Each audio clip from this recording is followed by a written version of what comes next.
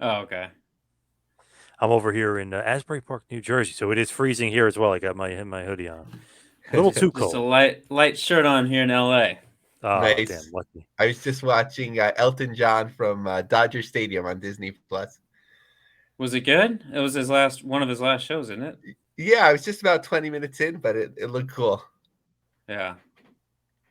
All right, welcome to the Business of the Business podcast. I am your host, JP John Paz. With me, of course, my co-host, Mr. Trump Mania himself, the Wizard Lavi Morgan. Lavi, how you doing today, sir?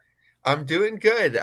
Big day, some big news. But first of all, the biggest news, we're lucky to have Tom Fain of Monthly Pursu here to talk about this wonderful wrestling magazine. Tom, welcome. Thank you. Thank you guys. I'm excited to be here. Great. So, Thanks. how we usually start off is let me turn over to John to learn a little bit more about you, and we'll delve into some business details as we go along. Yeah, Great. glad to finally connect and get you on. But I know you said before LA, but where like did you grow up? How did you kind of get into wrestling? Because I feel like it's always territorial. Like we're Northeast guys. We were probably WWF first, and then I saw WCW and NWA on TBS, and then like that's how you kind of grow your fandom. So where did you start out and living, and then how did you become a fan? What were you a fan of? Actually, I grew up in Texas, and we had cable from the time I was a little kid. So things had already been syndicated by Vince McMahon at that point, And my very first kind of hook, line, and sinker moment was um, the first time they broadcast um, Shawn Michaels kicking Marty Jannetty through the barbershop window. I had gotten all the 80s VHS to try to get caught up. I was about 4 or 5 years old when that moment happened, I think. And from that point forward, I was like the biggest Shawn Michaels fan. And then, of course, Kurt Hennig and um, um, Bret Hart, all those guys. I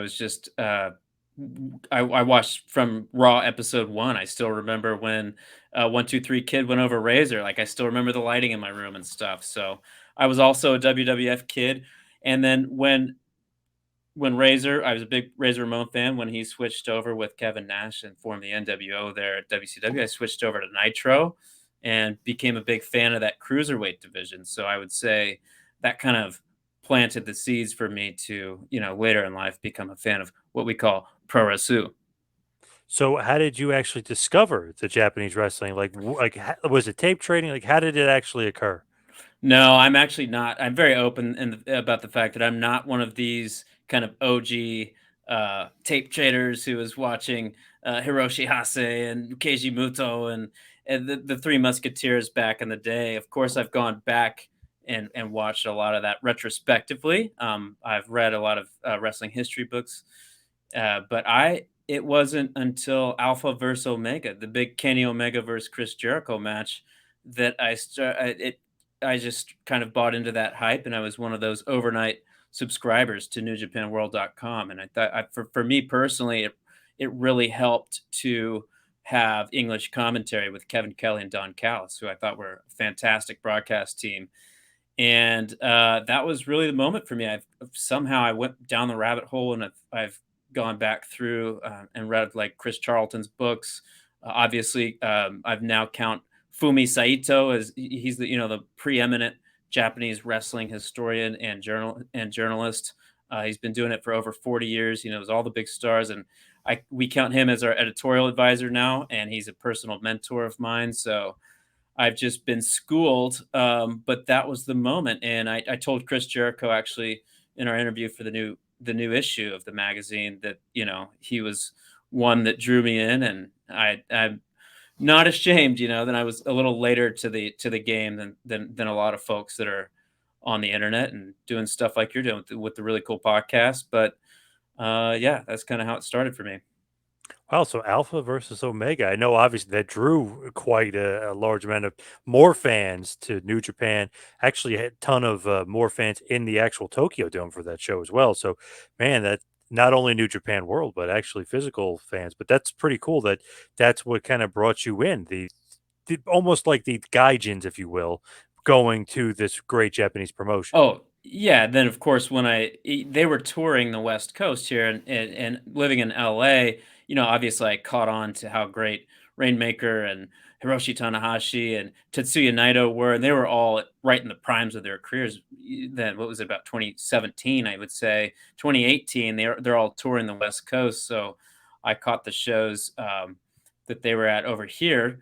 And my background is actually in music journalism, and I remember being there for certain bands that would then go on to play Jimmy Fallon and headline music festivals and stuff. But I remember the energy and the momentum of when certain bands back, we're talking like 2007, 2008, 2009, that kind of indie era in Austin, Texas, that alt indie era that I kind of started as a journalist in. I remember, sensing the energy in the building and it growing from a couple hundred to, well, now they're playing in front of 1,000. Now they're playing, and I kind of felt that similar buzz, that similar energy when those New Japan guys were touring with the elite here on the West Coast, and I just hopped right on and never hopped off, and I've enjoyed every minute of it from those 2018 tours on the West Coast to the formation of AEW and beyond. It's funny. I got a buddy of mine did many years ago.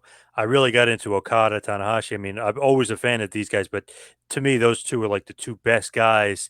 Even more so, like when they lost Nakamura and AJ WWE, I was like, still. And then you start losing guys. They go, still Okada and Tanahashi. You're good for a bit.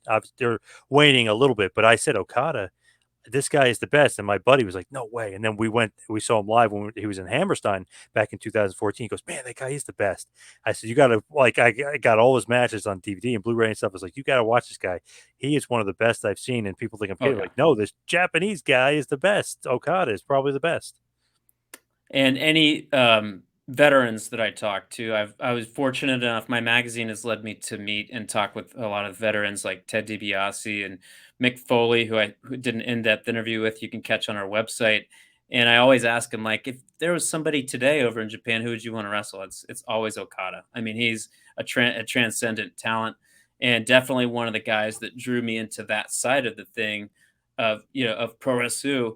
Um, Not just the visiting gaijins like the Jerichos and the Omegas and everybody, but he was the one that really made me want to really become a student of how they run business over there, which is very different than how wrestling is run here in America. And yeah, I would say, he's probably been my favorite wrestler for 5 years or so now. I mean, he's just that good. I mean, he's just super super special talent. It's funny. Everyone always says like Omega Okada, and they always say like, oh, Omega is great.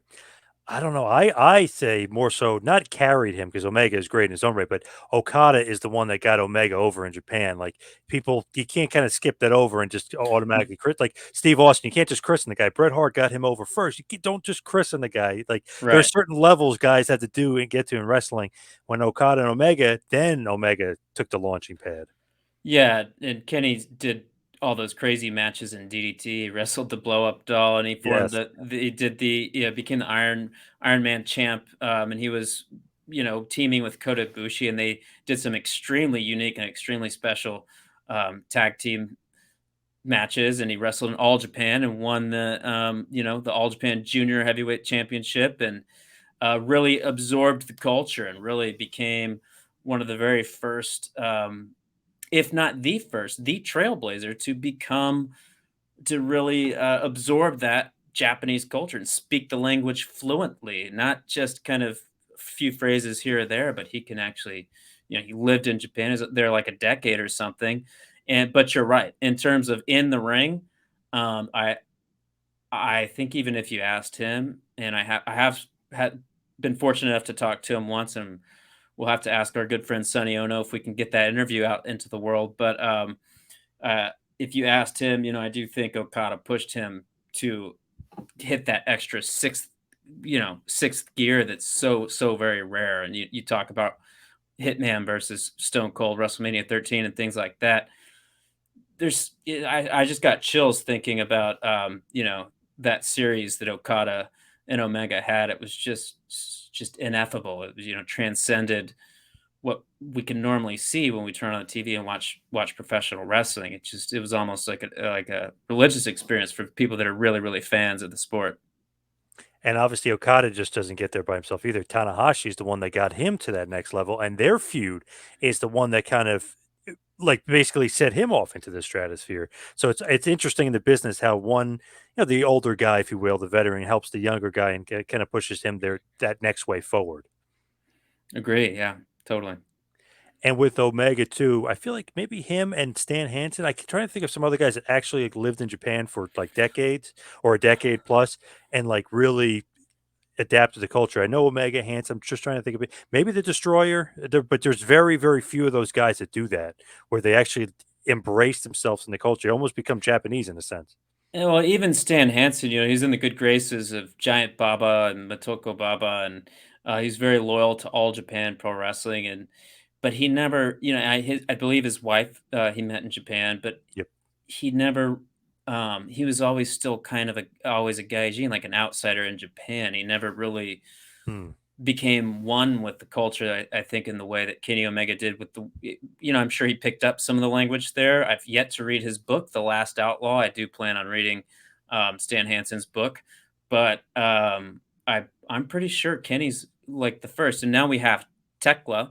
She's a gaijin wrestling for Stardom, Rossy Ogawa's all women's promotion that's just doing incredible things right now. And Tekla is another one of those that if you talk to her, she's waist deep in culture, and she's such a cool person. But she's also learning the language very fluently, and she can speak very fluently when she cuts her promos. So I think, yeah, going back to that moment when I got first drawn in, and Kenny Omega is absolutely one of the people that made me think, wow, we're gonna have this new super highway of super wrestlers going back and forth. Um, and the intermingling of American pro wrestling and pro wrestling, I think creates just such a beautiful spectacle. So I wanted to document things along the way, and I've been fortunate enough. Like New Japan of America is based right here in LA. I've been to so many of their shows and met so many of their wrestlers and met their event producers and things, and just got to see how Inoki's vision has been taken one step forward. I love how not only is Omega back in New Japan Pro Wrestling, obviously just for Wrestle Kingdom, but I love that it's against Osprey. That is like Osprey might be the guy that he can kind of pedestal off of Omega. You know what I mean? Might be like the next guy. I mean, obviously former IWGP World Heavyweight Champion in his own right, and he's awesome. But I feel like that could help him maybe get a victory or whatever. That might catapult him to that next level. But that's a dream match. That's awesome that they were able to pull that off. Yeah, I think it was unexpected. It was kept under wraps for probably longer than any of us know. So such a big surprise, and I'm sure everybody will be. It's one of those dream matches that we're actually going to get to see it. That's something. Give credit to President Takami Obari, who has came in during the pandemic and took over from Harold May, and has, I think, done a really good job at delivering. Matches that the fans want to see. Omega Osprey and then Okada White. Obviously, those two have awesome chemistry anyway. So that's pretty good 1-2 punch there. And it's only one night, right? This year it's not they're not doing 2 nights. This year is one night. I did see some branding on social media of a later in the month card that they're calling Wrestle Kingdom. You might have to correct me on that. I think it was in another town. But from my understanding, the January 4th Tokyo Dome, the big Wrestle Kingdom, yeah, it's just back to one night this year. So with Puretsu magazine, like how do you like want to start a magazine? How does it like happen? How do you delve into that process? Monthly Pros who started as a you know as things do on social media organically. Some of my takes, I really started just kind of bouncing things off of Kevin Kelly and his replies in 2018 or so, and um, I read Chris Charlton's books and I realized that it was pretty light out there in terms of quality editorial. I have a background in professional writing and editorial background in both newsrooms and in ad agencies.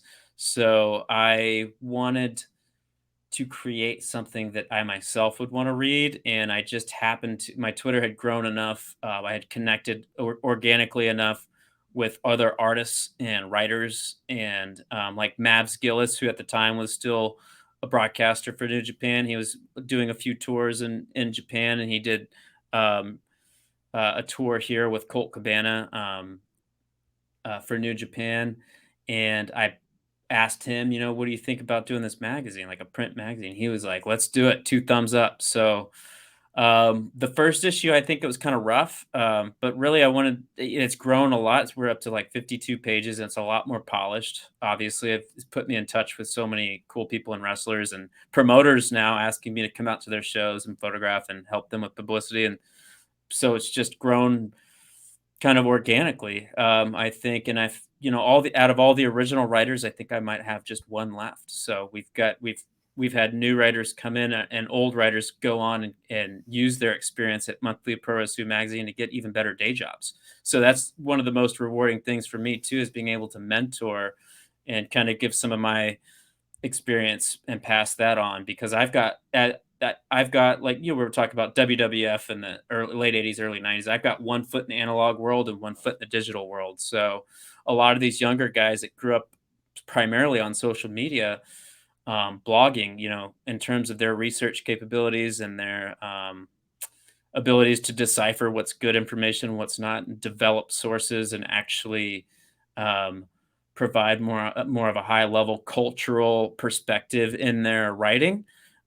It's been such a joy for me to help teach those guys how to do better, and then also create a really clean, nice user interface. This is where my tech background here in California comes in. I was looking around at all the websites, and they just so bad and so littered with clickbait and ads and backstage rumors and all this BS. And it was like, in my mind, we needed a go-to source that was about the culture of pro wrestling, that was easy to navigate and had high level editorial. And I approached What Culture about doing a couple of articles for them, and I didn't like how it turned out, and I didn't like how their website was run. So I decided to create my own thing. Lavi, I know you got a ton of questions for Tom. 100% enjoyed sitting at the learning tree. Definitely a lot for me to take in. So, first, I just want to look at the modern landscape of New Japan in the US. To me, I date it back in modern times, the last 10 years, the beloved late Fat Frank of Jersey All Pro Wrestling. He believed in New Japan and its viability, but from what I understand, he lost a lot of money, and basically his pro wrestling promotional efforts never recovered from then. So he was sort of early to the game in a modern way. Then New Japan connected with Ring of Honor, and things were only up from there. They seem to be uh, great partners, and sometimes sort of like looking at each other sideways, meaning like, can I do this without you? Can you do this without me? Both having aspirations. And I think at a certain point, in my perspective, when Impact went, trending downward, um, there was the argument: is it Ring of Honor? Is it New Japan? Who's number two? And I remember, even like, my cable system didn't carry access, but my parents did 3 miles down the road. So I'd say, oh, I'm visiting, and I, go watch that. And they really had a high point. But to me, I think there's an argument in two ways. One is that, especially with AEW, that New Japan is higher profile than it's ever been on a mainstream stage since New Japan was featured in WCW.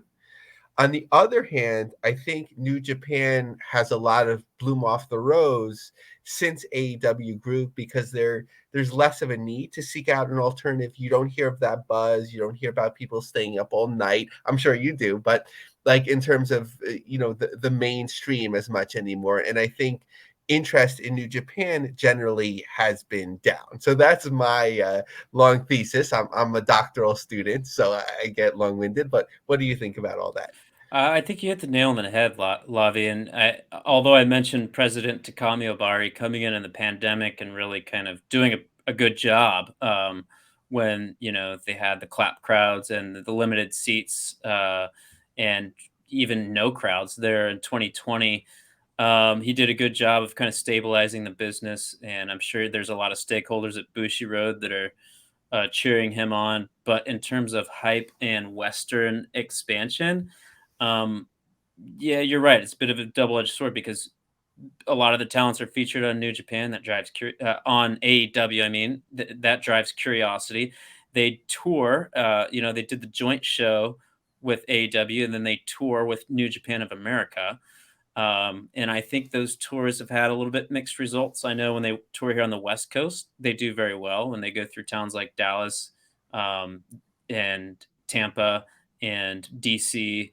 I'm not sure up there in the Northeast how they do, but I know it's tempered expectations. So their strong brand, their US brand, is still very developmental, let's say. And you will see guys in the G1 Climax that wrestled all year on Strong in these smaller tours in the US. And I think when it comes to a business perspective, you've got these guys that are in your company that have been wrestling for your brand in America, and you can bring them over now. Like Clark Connors is at Super Junior Tag League.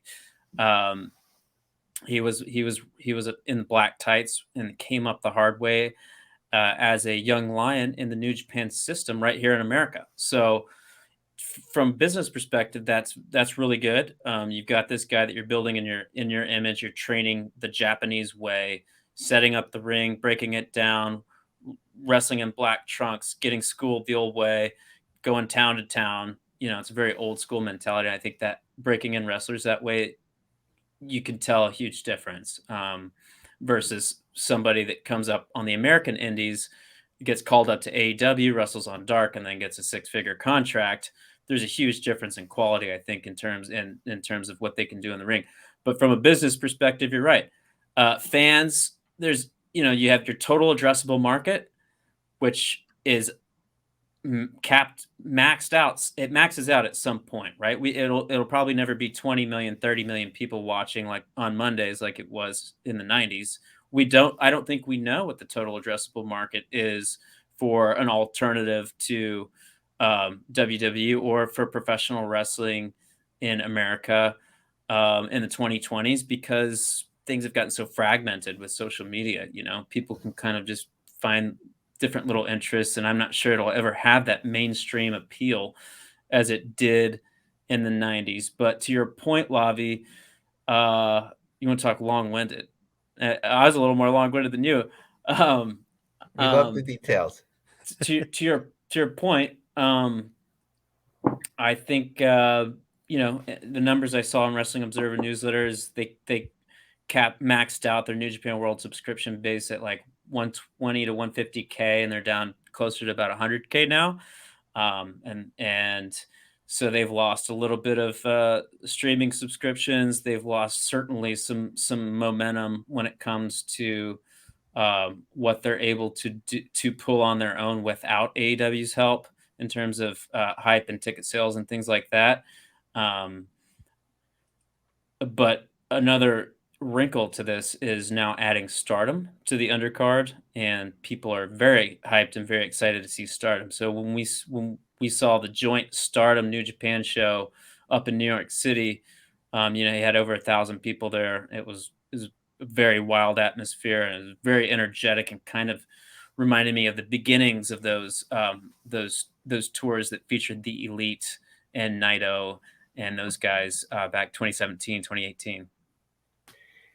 So interesting that you talked about New Japan World. John and I have been following closely the streaming wars, and it seemed like things were kind of settling down a little bit. Like Fight Plus was going to sort of like zoom to the dominance, and then suddenly the Zone, which I've learned to pronounce correctly, is like Impact Wrestling. Here you go, a promotion from Poland is suddenly on the scene. We have two experienced professionals from Fight sort of emerging, and they're involved in a startup now.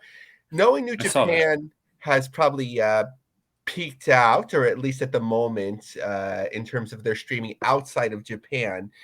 What would you like if they called you and said, advise us, like what would you do with like the New Japan World service or New Japan content streaming in this landscape? So I think a great way to boost your subscriber count because, and I do have some audience demographic information from some very strong plugins connected to the Monthly Pro Wrestling website, in addition to our social media, which, as you've seen, has grown to something like 15,000 followers. The Joshi demographic, the Joshi fans, the women's Japanese women's wrestling fans, and the Pro Wrestling fans, the Japanese men's wrestling fans, are almost two distinct audiences.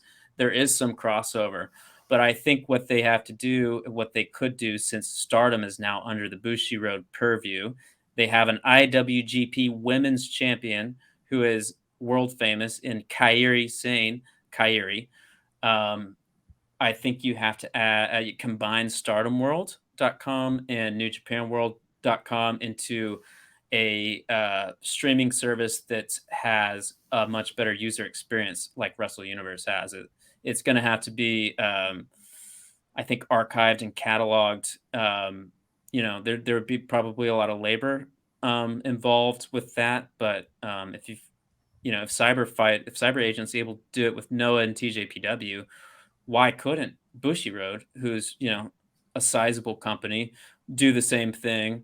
And if they're serious about this Western expansion, create a beautiful user experience where people can just cast it from their phone to their smart TVs the same way we can Noah and TJPW. So I think combining the two offerings, Stardom, New Japan, keeping the promotions mostly separate, but combining them within one streaming service would be a way for them to chart a path forward. And do you think it would be best for them to be standalone, or should they sort of look to integrate closer with a fight, or see what deals are out there from the zone, or somebody I not yet known? Just knowing and just understanding how the Japanese businesses operate, I would think that their pay-per-views might create partnership opportunities with Fight, which they've done in the past and they'll probably continue to do.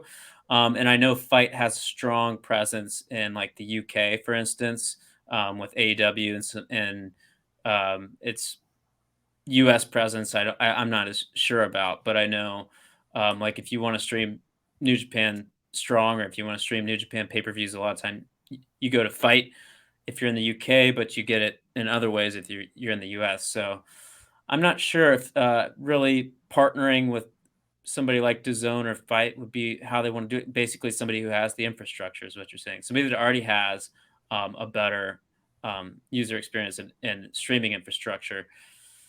My hunch is because of the way Japanese businesses operate, and they want to keep everything in house. They want to keep everything kind of under their control and surveil.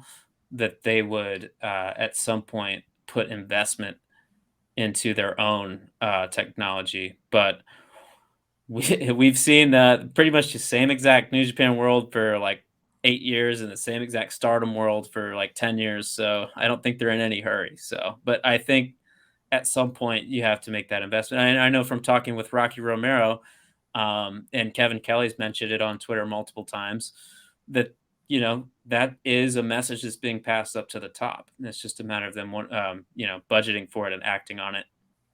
Great. So talking about cyber fight, cyber agent, if my Googling was correct, I think the overall company has a market cap of about 4.5 billion US dollars.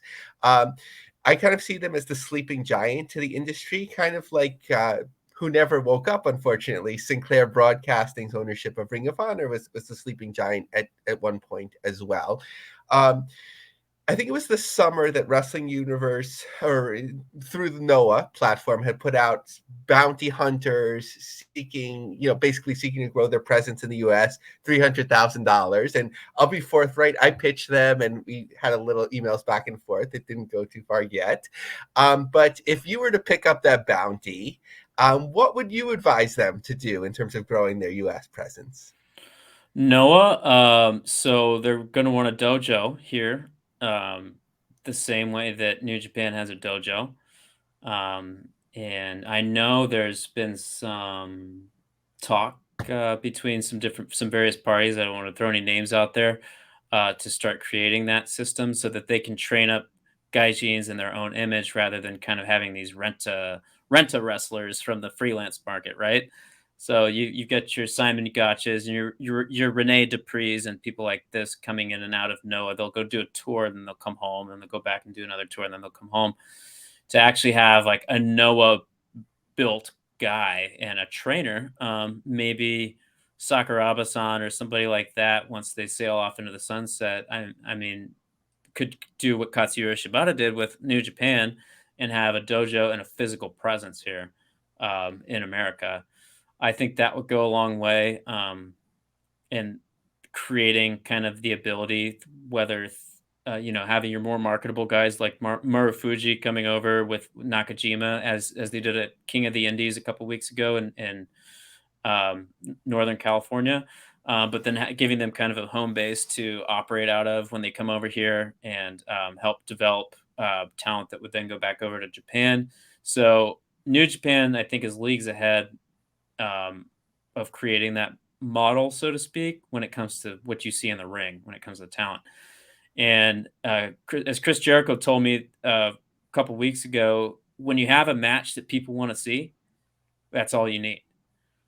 So they brought RVD back over, and that's kind of a nostalgia play, right? I watched RVD when he went back to Noah, but they're not.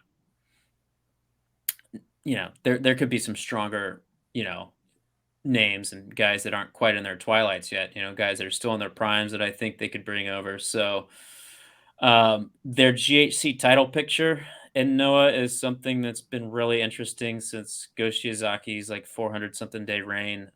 The titles bounced around a lot, so creating intrigue around their straps, I think, is something that we'd like to see as American fans. It's from a Japanese perspective, not as important. I don't think they're really paying attention to the details of each fight. And they have a lot of guys that have that, Kings Road MMA style that anchor that roster, a lot of veterans. So it starts with matches people want to see. And I think the core roster in Noah is really intriguing. Their production value is off the chart. As we said, Wrestle Universe, the streaming option is amazing, and they oftentimes give it away for like 2 weeks free for new users. So they have the digital infrastructure. They have a strong core roster. I would like to see, just maybe a little bit more presence with training up Western talent in their image and a little bit more of a youth movement. Keno, one of their top guys, promised us in a short interview in issue 9 of Monthly Pro Wrestling that there would be a youth movement. Mark his words. This is the dawn of a new era.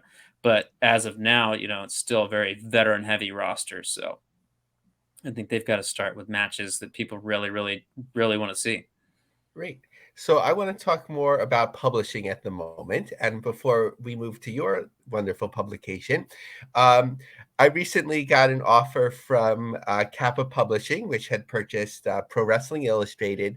Last time I subscribed, I pretty much subscribed because I knew they were reviewing my book. I only got 2 of 4 or 5 body slams, but that was okay. But it was exciting to see it in there. And then when I got an offer, I think it was like half off, whatever it may be.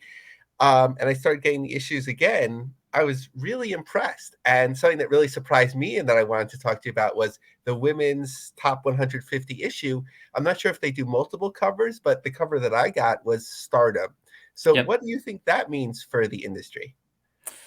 Yeah, so I know Kevin McElvaney. He's their editor in chief. He and I have talked a little bit. We've met up in person now, and he's pretty bullish on the potential for Stardom and Japanese women's wrestling, Joshi wrestling, to expand and really gain audience here in the U.S. and in the West. So they are the best trained women's wrestlers in the world.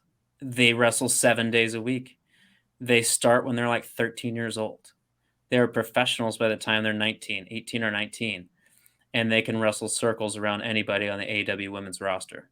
So, am I surprised that you got a cover with top 150 and it was a bunch of Joshi from Rossy Ogawa Stardom? Not at all.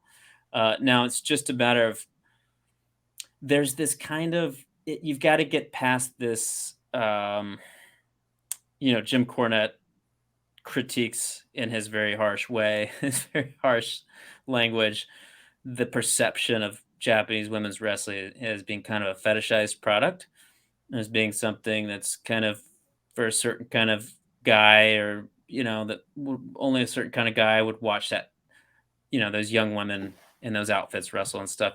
I think Stardom has come a long way into helping the presentation of Japanese women's wrestling, Joshi wrestling, look more legit and not be as much about the sex appeal or the weird kind of kawaii thing that they do in Japan, with the photo shoots and everything. So culturally, it's hard for, I think, people in the US that would consider themselves wrestle purists. It was hard, like when you're first approaching it, and the fact that they don't have a lot of English commentary is tough as well for new fans to the product.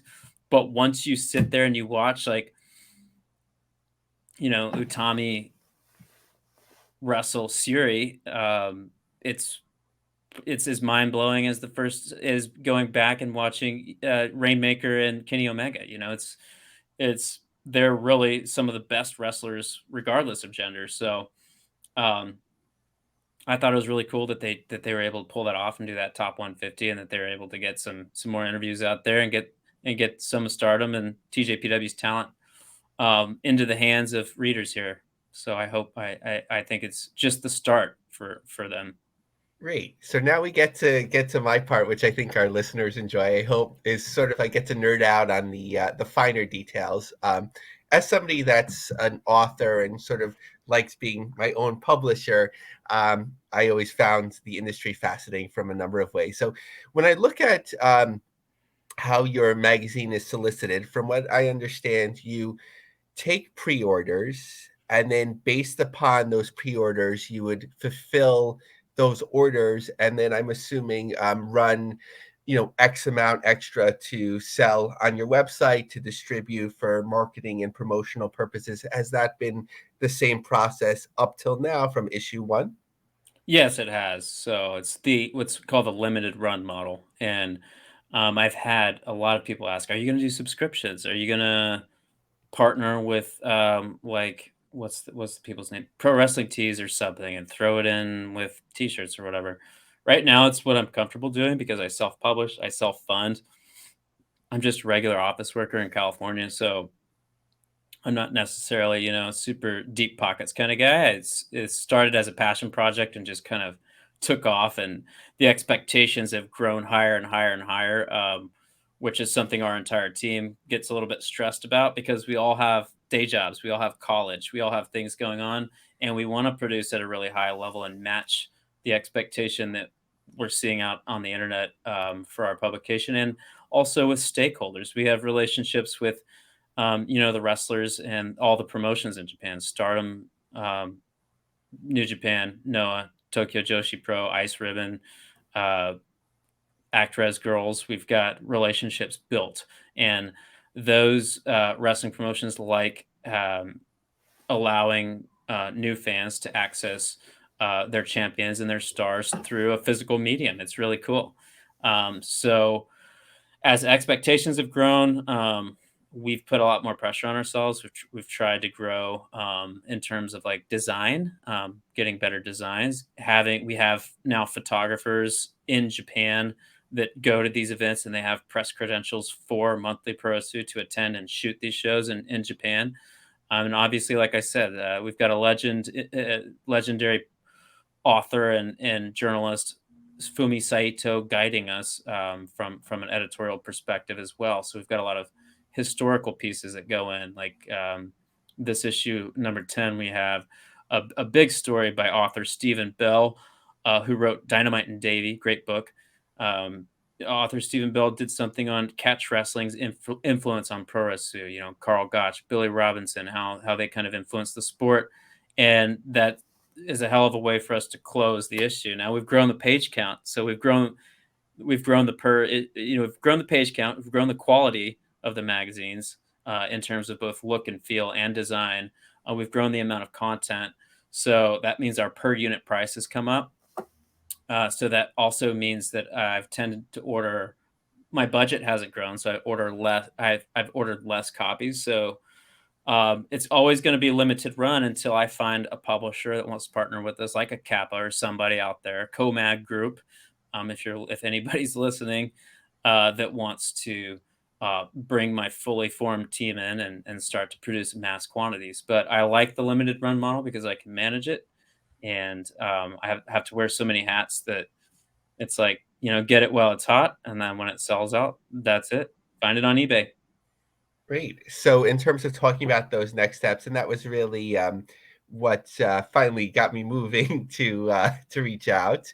Although we'd been connected for a while on LinkedIn for sure, that you publicly expressed an interest in finding retail partners and publishing partners. So, in terms of those permutations and how that might roll out, so one of them would be, let's say, with a Kappa, I'm one of those nerds that I look at the annual, like when you have a subscription, you have to publish like how many issues did you publish and so on. And I don't have the exact numbers in front of me, but let's say it's like they have 14,000 issues sold, but 17,000 get pulped, right? They went to a newsstand, and that's not a sustainable model when somebody's doing that themselves. So would one version be that you come in not as the publisher but as the sort of the editor in chief, and Yes. they have the keys to the rest of the castle? What might be some other potential permutations that you're looking for? If we remain within independent publishing, I can bring that per unit price down if we have, let's say, 20 comic book shop and wrestling merch shops that say, we have a contract and they say, yes, we'll, through 2020, then through the end of 2023, we'll order 5 to 10 copies and retail them in our shop. Um, then at that point I can bank on ordering another 100, add another 100 to my upfront quantities and our pre-orders. The more I order, as an independent publisher, the lower the per unit cost becomes. So that would be the hope, is that more. I've had a couple of comic shops carry it. I've had some Japanese wrestling merch shops in Japan, in Tokyo, reach out and carry the magazine as well. Um, but just having more folks like that know who we are and that see the quality and see how awesome some of these articles are, that you can always go put on your bookshelf and come back to and reference, especially with these historical pieces.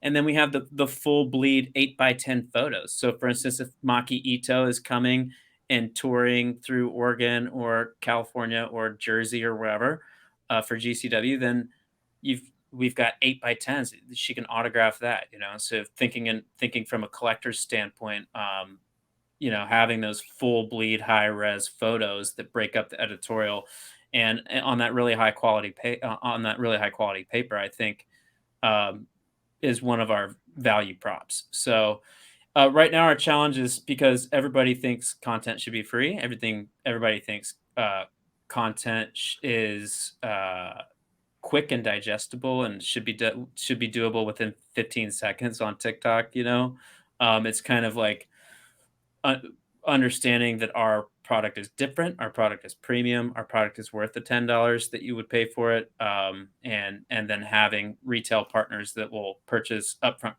quantities at cost.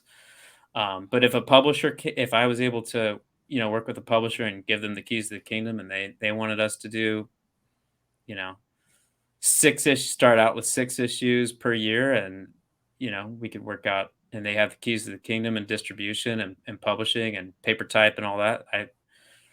We just get to work on our end and do what we've been doing. Great. So it's going to be two quick questions from me as a follow-up to those points before I turn over to John. But I did want to note that in probably your limited free time, I think this is fascinating, and you should consider a podcast if you haven't already, because there's so much content. We could probably have like an RF video type 9-hour discussion into the early morning here. So just two quick follow-up questions. So in terms of like selling to comic shops, it would be similar to comic books, that these are non-returnables. Yeah, I mean, yeah, I would think so. Um, Non-returnables. I would hope that they would be marketed alongside. manga or other otaku kind of goods that these comic shops are increasingly starting to carry alongside of the DC and the Marvel stuff and all the American Image and all the American stuff that they carry. But I do see a crossover market there between comic book fans, manga, anime fans, and pro wrestling fans. So um, if you look at the business in terms of a bell curve, the anime bell curve, that hockey stick, that started shooting up in the late '90s, mid late '90s, early 2000s. Um, I think I think especially with Joshi growing in popularity and the internet being the way it is, that hockey stick, we're still on that kind of early part of the curve. So I'm not saying monthly pro will ever be like a super duper collectible item in 50 years, but in terms of like finding, um, a market, I don't, I think the market's already there. So it would just be a cool thing for a shop to carry, I think. Yeah, I'm fascinated by how much some wrestling collectibles are worth now. I'm like kicking myself for Totally. my Survivor Series '96 program. I had it shoved in a corner, whereas I treat my comic books well. I ripped out the tag out of the T-shirt because it was a little itchy, but now I see it's like $600 Mm, online. So I could be know. could be living a totally different lifestyle. No. I know. The second, in terms of the content of the magazine, do you have the rights to do with it as you will? Meaning, let's say by issue 20 you have 300 pages worth of evergreen content. Could you turn that into a book, or you'd have to go back to the writers and the photographers? No, we could. It's a lot of gentlemen's agreements. I do have some contracts with some copyright language that I've given to some of the writers, but I own the trademark to Monthly Pro Sue. I had a group of serials copyright. It was in progress. I don't know if I ever finished that, but yeah, I own the trademark. I own the content. I've purchased every piece of content that's gone in the magazine. So I think at any point in time. And a lot of the team is still together, and a lot of the team that's moved on still in our chat and talks with us. So it would be a matter of getting the band back together and being like, should we do this? Should we create like a compendium of, years 1 through 3? Well, issue 20, that would be, yeah, like almost 4 years, So if we wanted to do that and kind of capture, because if you could flip page by page, we have such a variety. We have, your up and comers, um, that we'll do character studies on. We'll do like the big rundown on the title fuse and like TJPW. Then we'll have an exclusive interview with a stardom wrestler. And then you move forward and it's somebody that's wrestling between AEW and New Japan. And we'll have, editorial on that. So it's like a nice broad overview of like this point in time. So, like you say, if you put issues 1 through 20 together, it would cover like, from summer 2020, pandemic era New Japan, basically is what we were covering back then, and then move forward in time. I think it would be pretty cool, um, pretty neat. So it's a good idea. Great, thanks, John. What is next? What's upcoming for the magazine? So we have an interview we just did with Medusa, aka Alunger Blaze, that that Fumi Saito and I conducted, that we've been holding on to, and that will go in issue 11. We are working with Bushiroad Fight on interviewing the IWGP Women's Heavyweight Champion. Now, who that will be later this winter, we're in wait and see mode, but those conversations have started. They'll probably be our cover star for issue number 11. And we've had a special edition with Kenny Omega, exclusive Q&A about his time in Japan. It was a super long interview. It was like an hour that Sonny Ono and I kind of worked on together, that goes with some of his wrestling trainees, with his and Kaz Hayashi's program that was broadcast on Fight TV a few years ago. So we created a magazine with looking at all of those wrestlers, and it was capped off by the big, beautiful Kenny Omega Q&A. So I'm just waiting on Sonny and his people, and we hope to have that printed. I think he told me in January, because he's got some meetings set up with I think some wrestling folks over there, Takeda-san and some other people. So he'll be there to watch Muto's retirement. Obviously Sonny and Muto are still close, and he wants that magazine done. I want that magazine done. So we're just waiting on the green light for that. So we'll have special edition coming up, and then with Kenny Omega on the cover, and then the we will have the issue 11 that will have IWGP Women's Champion. It'll have a Medusa as a co-cover star, and a big look back at her career in All Japan Women's, which is really interesting. She had a lot of cool things to say. Nice, very good. Where can everybody get the magazine and follow you guys on social media?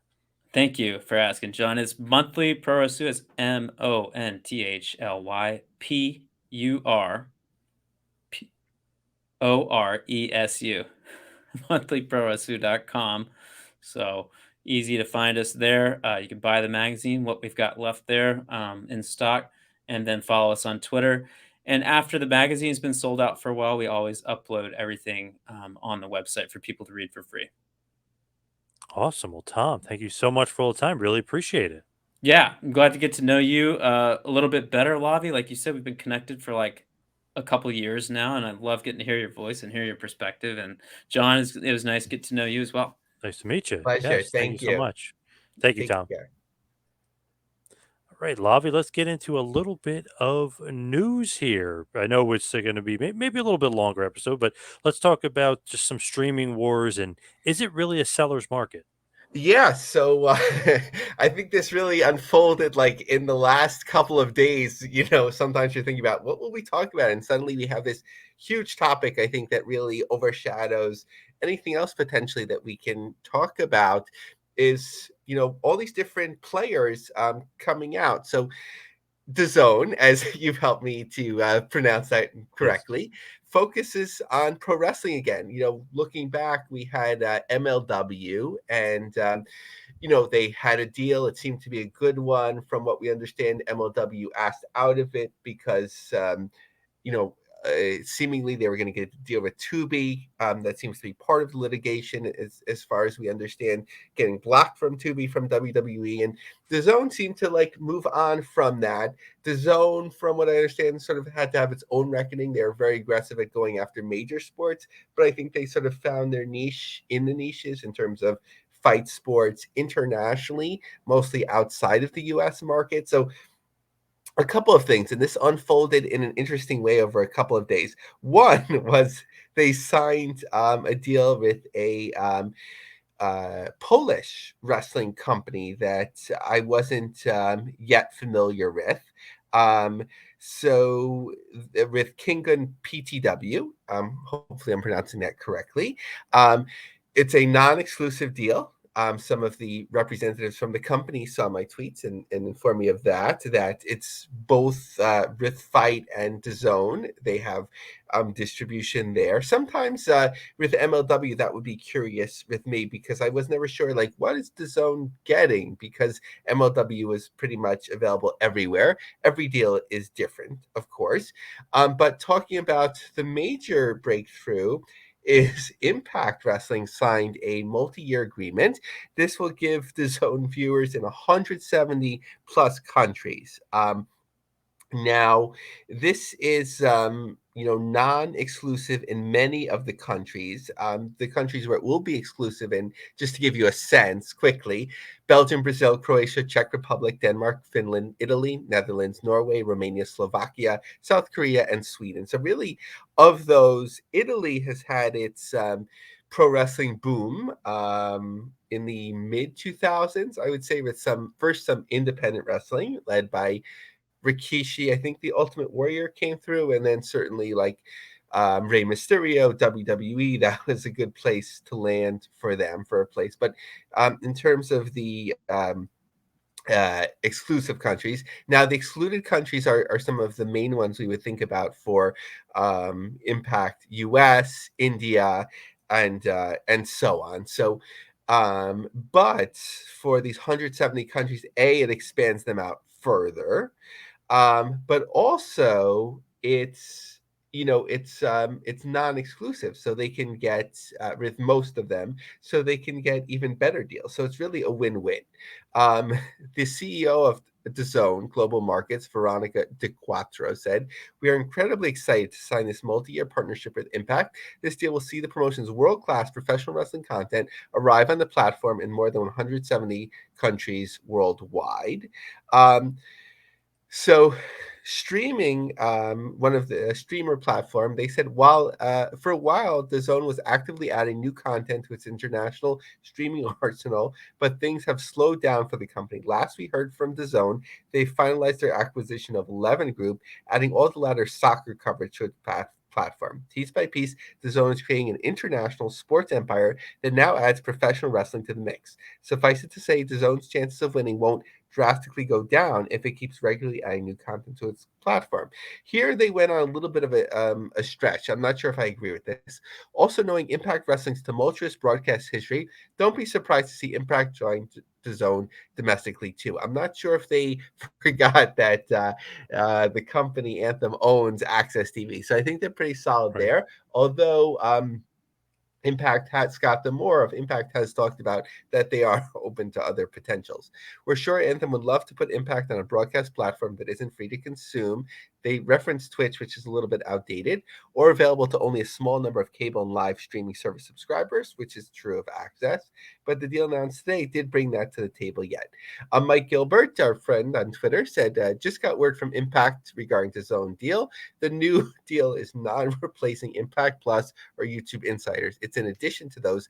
Fans can watch on DAZN, Impact Plus, or Impact Insiders internationally, excluding the US and India. Only so much room in that tweet, but there's 120 countries that are excluded, but we get the general idea with that. So that's DAZN.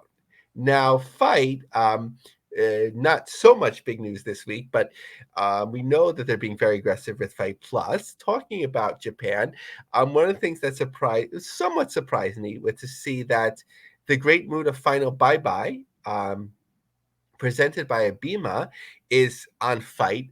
We know that they have the Wrestle Universe. You think they would use that to draw people over, but this is a one-time show where they're charging $19.99, so it might be to get the money in hand. Also interesting is that it's presented by Abima, which has actually presented New Japan. I think it was New Japan versus All Japan or New Japan versus Noah. I don't remember in the past as its own standalone pay-per-view. Also, just a couple of notes that they had Return of the Dragon. Of course, Ricky Steamboat's return. That was getting some buzz. We had the pleasure of talking to Big Time Wrestling about that. Grab some screen captures in the pre-show, so of course more fans would have filled in a little bit later. It looked, that there were people in the risers, but it looked. I mean, it's a pretty big arena there in North Carolina, but it didn't look like a huge crowd there. Maybe I would guess 1,000, but curious when that number comes out. Also interesting from Fight that they put out. First, I was excited. I thought it was like their top 10 best-selling iPay-per-views or whatever, but then I realized it was for December. So I was like, okay, this is more of a preview, what they're highlighting. So interesting to see what they highlighted. Ring of Honor, Final Battle, OVW, Countdown to Impact Wrestling Throwback, Throwdown, AAA Lucha Gira Anniversary XXX. Then Devotion Championship Wrestling, which will have Eric Bischoff there on their 4-year anniversary. First time ever in Illinois. Wrestling Revolver season finale. XPW, Merry Christmas, and AEW Dynamite episodes, I'm assuming just for the international market. And finally, in terms of like new announcements, I thought I was all done with the notes, and then Premier Streaming Network is set to launch, and it has really two veterans of Fight, which is interesting that they both left Fight Yeah. very recently. Most people would be familiar with Josh Chernoff, who was actually the what was his role? Like director of programming at Fight very recently, since only January of this year. And Paul Owen, who's worked for WWE, UFC, and was the digital director at Fight. So, Mike Weber, I'm not sure, if he was concerned or whatever, but like it certainly would make him stand up and take notice, and not to create any problems, but Premier Streaming Network. Now, a lot of people have used this phrase before, But when I Googled the term, one of the first things that came up is Fight, because it says Fight is the premier streaming network for global sports and entertainment. So it looks like they're going to be going for that Fight market. I would speculate, that's where they've worked before. So that'll be interesting to see. Also, and I'm sure, the two people mentioned will be very aware and careful of this, but when you come away from a company with certain institutional knowledge, um, you have to be very careful of how you utilize that knowledge, especially with a direct competitor. So, I have no concerns that they won't do that, but that's just something just for people to keep in mind, right? Like when people would go from WWF to WCW and they have knowledge of like contract agreements and so on, there's some things that are more company secrets, for lack of a better word. So you have to be very careful of how you utilize that information. So, not something for us to worry about, but just from a business perspective for people to think about. Then something a little bit off the radar that came on the radar was Independent Wrestling Network. They have an app. I downloaded it, but I wasn't yet ready to put my information in. I want to learn more. But Scott Armstrong has joined Main Event Wrestling in a backstage role, and that sort of put this network on my radar. Kind of thinking about it like almost like an IWTV at this point. And finally, it makes me think about like the market space, right? Of course, our friends at Title Match Network, IWTV, Pro Wrestling TV, and High Spots. Is there room for and where will these promotions find their place? And each has their place in the market, but also, will there be room for standalone promotion streaming? I think for New Japan, there will, but will there be for others? And finally, on this, our friend Gavin Bridge tweeted out, seems like the wrong time to be launching a genre-based streaming service when the bubble is popping and all the big media companies who went in on the complimentary niche service game like AMC are like, uh-oh, it didn't work out. Yeah, that's what I was wondering too. Is this a good time or not? I Doesn't think doesn't that seem like it. I don't think everyone will make it necessarily on a big level. I think we've been through at least two iterations in modern days, from Flow Slam to DAZN's previous efforts and so on. Um, from even what was it, Evolve service, which seemed to have its niche for a while. So you'll see people come and go, and like right now, you have Fight, has its place. IWTV has it in a different level. They sort of have their markets. Certainly, Title Match Network has its niche, but we'll see the pieces move around and the players move around, and that'll be really interesting to see. I think it'll take till January 2024 to really see that, like 13 months. Okay, what launched? What's shaken out? How is Fight Plus doing? Very ambitious model and so on. So let's do some quick hitters. What's going on with New Japan Pro Wrestling? Yeah, so as quick as it's come, the Vermont Hollywood, it doesn't seem like you've been talking about it that long for New Japan Strong in LA, but it's been a year. So kudos to them. It seems like things are solid or even potentially picking up. What about USA Pro and Teddy Hart? What's going on with them? Yeah, so USA Pro, I think that was the late Burt Prentice's promotion. They're around 30 years, right? They're about to have their 30-year anniversary. So first, they had Teddy Hart on the card, and they had to deal with saying that, after the Peacock special, and I think it aired on USA, that he was canceled from the show. And then whoever's running their social media, or the promoter of record now, they're having some health issues. So they canceled the 30th anniversary show, which, according to the poster, was going to have Brian Cage, Jerry Lawler, Scott Steiner, Carlito, and a number of free agents. So they're going to send everyone that's bought a ticket an event poster, but a disappointment for them. For sure. What about Championship Wrestling? Our buddies. going on? Yeah, so we've talked about the consolidation from Championship Wrestling from Arizona and from all these other places. Memphis still stands, and certainly the home promotion, which was called Championship Wrestling from Hollywood, is now Championship Wrestling presented by CarShield. So they're actually going to return to Arizona, not as a standalone show, but as a live event. The Red Carpet Rumble at Bell Park in Mesa, Arizona. They'll be on the pickleball stadium field. But some of the promote sponsors that we know about, Quack Quack Car Wash and Car Shield, will be presenting this unique event. So they seem to have found their place in LA at the LA Market in a comedy venue, which they're running pretty regularly for taping. So interesting to see them come out to Arizona again and see how they do. What about NWA and Triple A? Yeah, so this was a fascinating one and really a rare crossover with Smashing Pumpkins. Of course, Billy Corgan, the owner of the NWA and best known for the Smashing Pumpkins. So there's apparently going to be this huge, the Worlds of Empire stadium concert or um, event.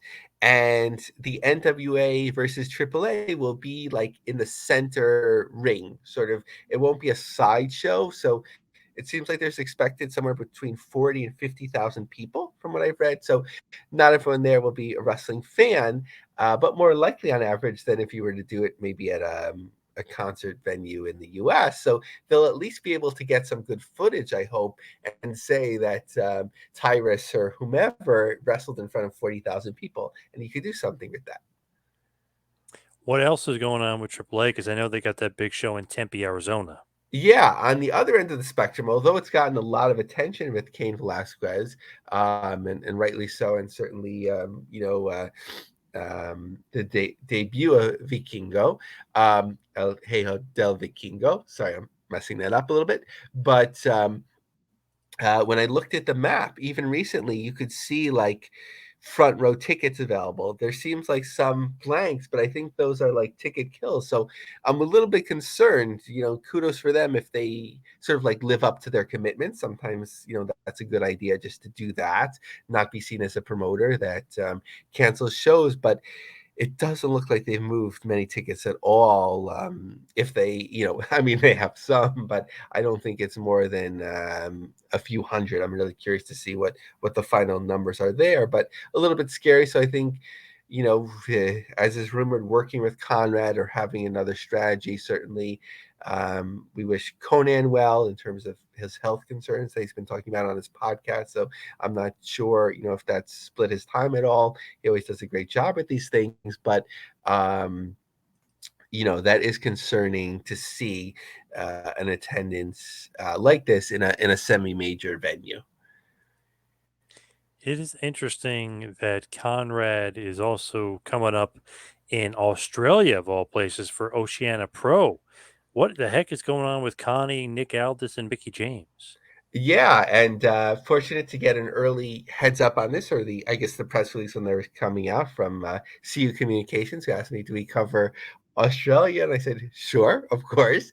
Mhm. So the event will be targeted for the last quarter of 2023, with work to begin immediately on securing a location capable of hosting at least 5,000 fans from around Australia and New Zealand across 4 days. Conrad Thompson, Nick Aldis, and Mickey James involved. From what I understand, there was a tragedy in the Mickey James family, so we just want to send our well wishes, to her. In terms of what I'm reading, her brother and her niece passed away very tragically. Of course, Nick Aldis being married to his family members as well. So really a terrible story, but in terms of business, good to see them, involved in such an ambitious undertaking. This event could generate up to 10 million economic activity, which doesn't include the exposure and reach to an international broadcast of this event to key markets such as US, UK, Japan, and Australia. So it's a great event for a city to host and potentially own, like Bathurst and Supercars or Bells Beach and Easter Surfing Classic. I love these names. Admittedly, I'm not familiar with them, but we actually hope to have a lot more information on this event upcoming at an upcoming episode. Nice. A lot of news today. Obviously, Tom Fain was a great guest talking about the monthly Curacao. But man, that was a lot of streaming news and a lot of streaming wars going out there. But you covered it pretty good and pretty quickly, Lovey. Good job. Yeah, I'm not sure, John, if you remember, it's from our generation, the Micro Machines commercial. Oh yes, I love that guy. Yeah, with that awesome voice. Yeah. Yeah, so I was trying not to go that fast, but I wanted to cover it in depth. But I think we did a great job, and John, thanks to you, we hit our marks as usual. Yes, nice. So let's hit the plugs. You can follow me on Twitter and Instagram at 2Man Power Trip. Check out the website, tmptempire.com. Lavi, what do you got? Yeah, so follow me on Twitter, LaVieMarg, LAVIEMARG. Don't miss out. Conrad Thompson is following, just like so many others. To see my longer form articles, linecubjobsearch.com, and show your support. Sponsors advertising. We have great rates. You can actually sponsor all of 2023, 52 episodes at a great deal. We love to work with you. My DMs are open, or send me an email, loveymarg@gmail.com. All right. Thank you, everybody out there, for listening. See you right back here next week for a little business of the business. We'll see you next week, folks.